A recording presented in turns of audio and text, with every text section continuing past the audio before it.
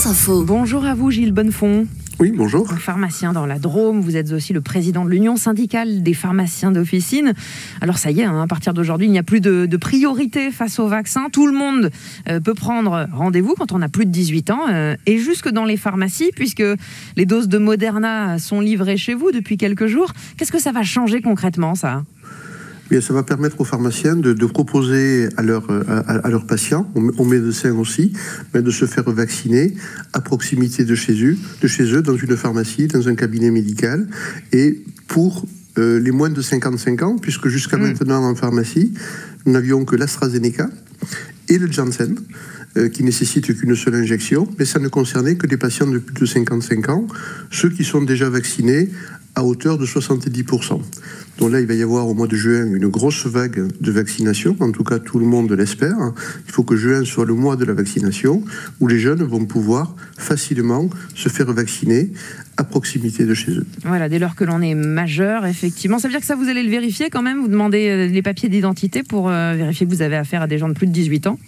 Oui, de façon systématique, de toute manière, on demande la carte vitale, on demande bien sûr à la personne si elle a des risques, si la personne par exemple est enceinte, là il faut qu'elle passe par un cabinet médical, si elle a des allergies, voilà, il y a toute une série de 7-8 questions que l'on pose systématiquement à tous les patients, et bien sûr avec la carte vitale, il y a, ou au moment de la prise de rendez-vous, il y a vérification de la date de naissance du patient, bien évidemment. Mais alors vous le dites bien, c'est vrai qu'il y a désormais pas mal de demandes, alors que les quantités de doses Moderna, parfois Pfizer aussi, que vous recevez en pharmacie sont plutôt restreintes. Vous allez peut-être pouvoir nous le préciser. Comment vous vous organisez, vous, face à ça ? Vous appelez les patients directement ? Alors, en fait, ce qu'on demande aux patients, et c'est le conseil que l'on peut donner ce matin, contactez votre pharmacien, contactez votre médecin pour être sur une liste d'attente.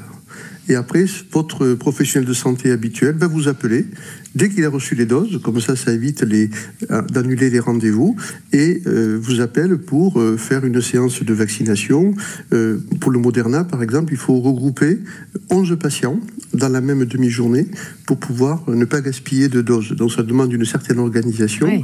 On a déjà fait ça avec l'AstraZeneca, on fait ça aussi avec le Janssen, qui est un vaccin que tout le monde oublie, alors qu'il est très intéressant parce qu'il ne nécessite qu'une seule injection. Donc pour ceux qui partent en vacances, qui auront des difficultés pour le rappel, eh bien le Janssen peut être très très très très intéressant pour eux, mais ça concerne, il faut avoir plus de 55 ans pour celui-ci. AstraZeneca, vous le disiez effectivement.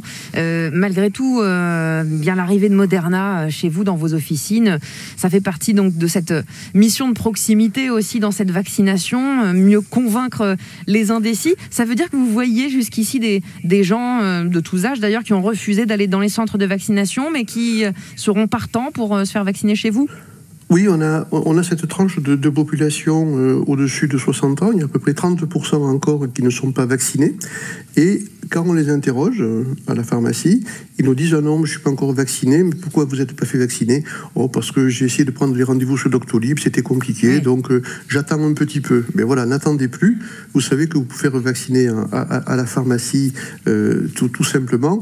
Et là, on arrive à convaincre, bien sûr, ces patients qui hésitaient ou qui attendaient un petit peu.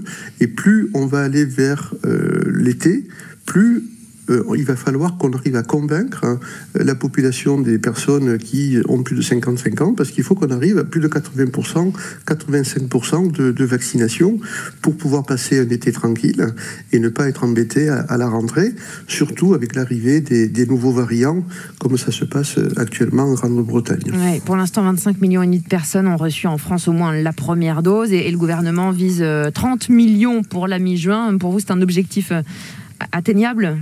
Alors c'est atteignable à condition que l'on puisse permettre aux pharmaciens, aux infirmiers, aux médecins de vacciner. C'est pour ça que le Moderna arrive. Ce que l'on espère, c'est qu'on aura assez de doses pour répondre à la demande. Le Moderna, c'est 5 fois moins de doses que le Pfizer. Donc il va falloir qu'on regarde avec les pouvoirs publics si on n'a pas assez de doses de Moderna, est-ce qu'on ne peut pas aussi faire du Pfizer en complément de ce qui se passe dans les vaccinodromes ? pour aider pendant l'été à tenir ce rythme qui est extrêmement important parce que c'est le seul moyen de s'en sortir, il faut se vacciner. Et dans votre cas, Gilles Bonnefond, dans votre pharmacie de la Drôme, vous avez reçu combien de doses? Vous avez ce qu'il faut? Alors, malheureusement, on a eu un retard de 4 jours sur le Moderna. Les quantités de doses qui ont été promises vont arriver, hein, mais bon, c'est 2 flacons par pharmacie, 1 flacon par médecin, ça veut dire 40 patients par pharmacie pour une semaine, 11 patients pour les médecins pour une semaine. On voit bien que ce n'est pas beaucoup, mais ça permet d'amorcer, ça fait 300 000, 400 000 patients à vacciner supplémentaires. C'est comme ça qu'on y arrive. J'espère qu'on aura plus de doses. Et si vraiment le Moderna reste sur un rythme très réduit, il faudra certainement envisager aussi de renforcer les lignes des vaccinodromes avec le Pfizer, parce que sinon on n'y arrivera pas. Gilles Bonnefond, d'un tout petit mot, ça y est, les patients vont pouvoir désormais désigner un pharmacien correspondant, au même titre presque qu'on déclare un médecin traitant, avec un rôle renforcé pour vous, donc la capacité à renouveler une ordonnance, adapter la posologie. C'est une réelle avancée, ça, pour vous? Oui, c'est une réelle avancée pour les patients, parce que ça va permettre de se mettre d'accord avec le médecin pour suivre un patient chronique. Parfois, on est obligé de repasser chez le médecin ou de recevoir une ordonnance juste pour une modification de posologie, alors qu'un protocole de soins peut le prévoir. C'est-à-dire, on peut dire c'est à 1 à 2 par jour, mais on peut aller jusqu'à 3 si la situation le nécessite. Et là, on peut confier au pharmacien la surveillance du patient dans le cadre d'un protocole pour adapter la posologie et éventuellement renouveler le traitement jusqu'à maximum 1 an si le patient est stabilisé, à condition bien sûr d'informer le médecin de la situation du patient. Ça s'appelle de la coordination des soins, et on en a besoin parce qu'il faut gagner du temps médical et permettre aux patients d'être suivis à domicile dans de bonnes conditions. Avec une meilleure intégration des pharmaciens dans le parcours de soins et donc plus d'efficacité à la clé. Merci Gilles Bonnefond, président de l'Union syndicale des pharmaciens d'officine, pharmacien vous-même d'ailleurs à Montélimar.